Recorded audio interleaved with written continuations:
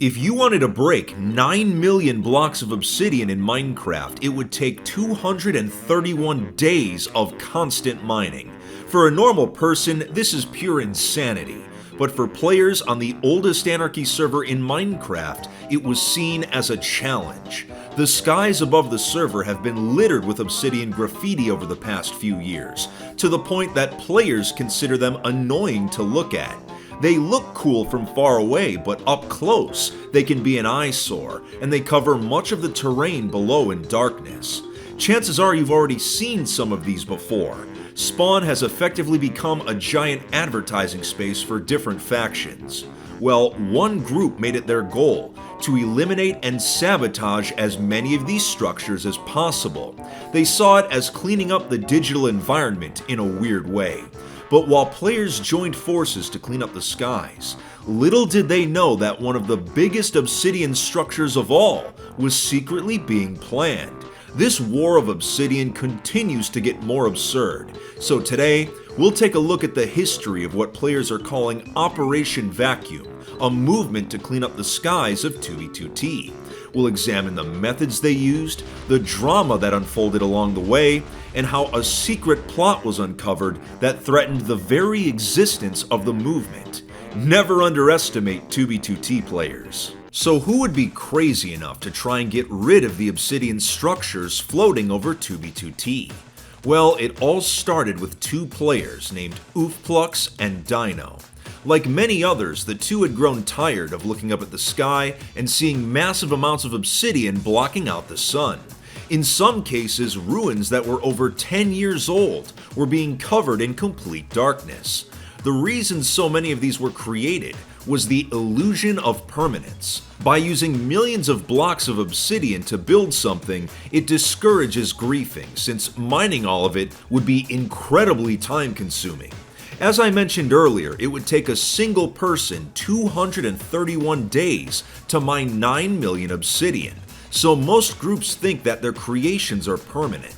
Griefers eventually give up trying to put a dent in these things, but oofplux had a different idea. Instead of mining all the obsidian manually with a single account, what if Minecraft was configured so that 6 accounts could all be controlled by a single person? Each one would be running Baritone, a Minecraft mod which allows in-game actions to be automated. With multiple players working together, they could wipe obsidian off the map a lot faster than their original projections. One of oofplux's friends, a player named Decker, was able to program everything to work properly. So together, they formed Operation Vacuum. Their goal was to break millions of these obsidian blocks to discourage others from continuing the practice and proving that nothing on 2b2t is truly permanent. They recruited over 20 players that wanted to accomplish the same goal. Thousands of shulkers were brought in containing the enchanted pickaxes that would be necessary for the operation. They would start with the smaller structures near spawn and work their way out. But early on, they noticed that some of the accounts running Baritone were experiencing a strange glitch. Instead of mining all of the obsidian, single blocks of it were being left behind in a grid pattern. Oofplux contacted the developer of Baritone, Leisure, to try and fix the problem. But someone pointed out that this glitch was actually a blessing in disguise. These rows of leftover obsidian were actually too small to be seen from above, which meant the structures were effectively erased from mapping software.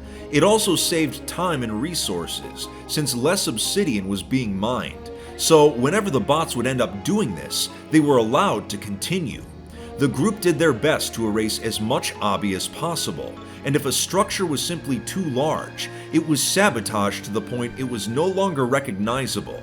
After removing many of the players' signatures near spawn, they moved on to some of the larger structures, such as the giant Rick Astley and the future client logo.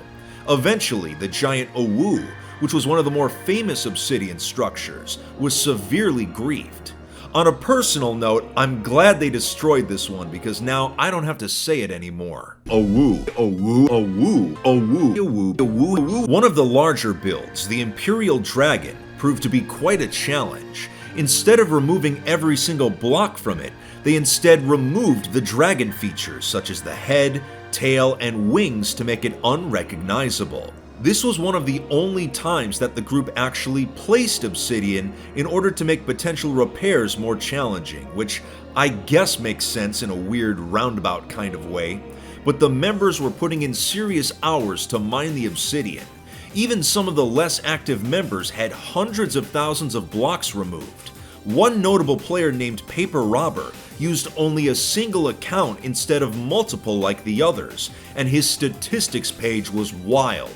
He would eventually remove 1.5 million obsidian all by himself. Since many of the groups that had built these structures had become inactive over the years, they weren't around to defend them from griefers, so Operation Vacuum met little resistance. And even if they did, they simply blew up the obsidian stashes belonging to those groups, preventing them from making repairs. As the project continued, the group actually decided to spare several of the structures. For example, they left the portrait of VTuber Usada Pekara alone because it had originally been built as a parody of the other structures. And since oofplux had also helped to build it, he didn't want to betray his old friend, so it was left alone.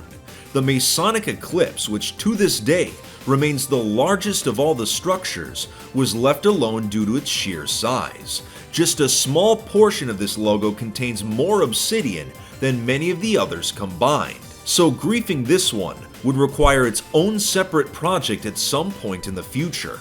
But otherwise, everything was running smoothly, and structures continued to fall.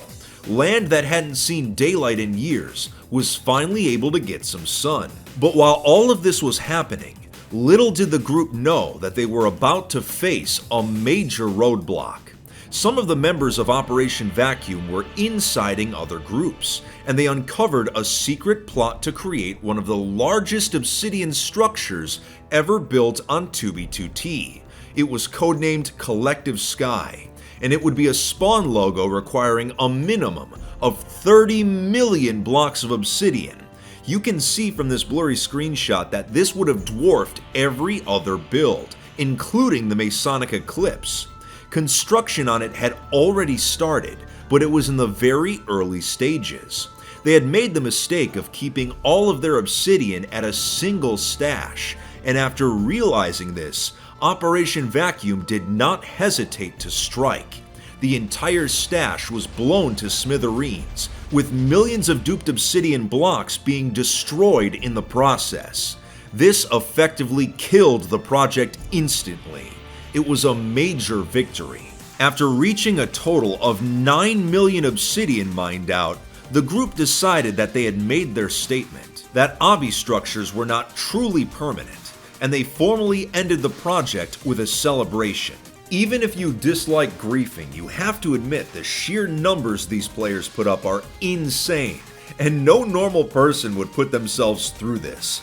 oofplux managed to remove 3.6 million obsidian by himself, with the others not far behind.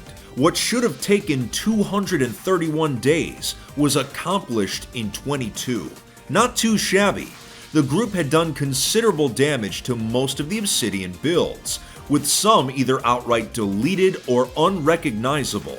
Whether this will discourage others from continuing the obsidian trend is unknown, but on a server like 2b2t, anything could happen.